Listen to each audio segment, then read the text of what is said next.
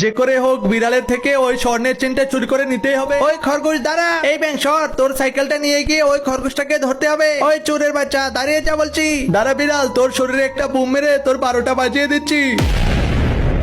আরে বদমাশ খরগোশ, তুই আমার শরীরটাকে কালো বানিয়ে দিলি। দাঁড়া, আমি বাঘ মামার কাছে গিয়ে বিচার দিচ্ছি। বাঘ মামা, খরগোশ আমার স্বর্ণের চেনটাকে নিয়ে পালিয়েছে, তুমি প্লিজ ওকে ধরো। আচ্ছা ভাগিনা, তুই টেনশন করিস না, চল আমার সাথে, মিসাইল মেরে ওকে শেষ করে দেবো। একই বিড়াল আর বাঘ তো খরগোশটাকে মারতে যাচ্ছে, আমি এখনই খরগোশকে গিয়ে বলি, এই যে খরগোশ ভাই, তোমাকে বিড়াল আর বাঘ মিলে মারতে আসছে।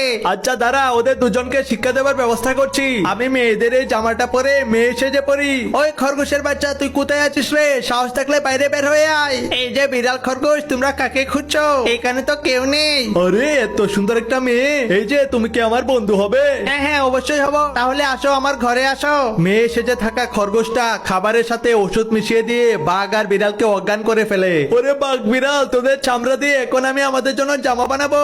এরপর খরগোশ আর ব্যাং বাঘ আর বিড়ালের চামড়া জামা পরে নাচতে শুরু করে। ওরে বাঘ মামা, তোমাকে নিয়ে গিয়েছিলাম খরগোশটাকে সাহায্য করার জন্য, কিন্তু খরগোশ তো তোমাকে সাহায্য করে ছেড়ে দিল।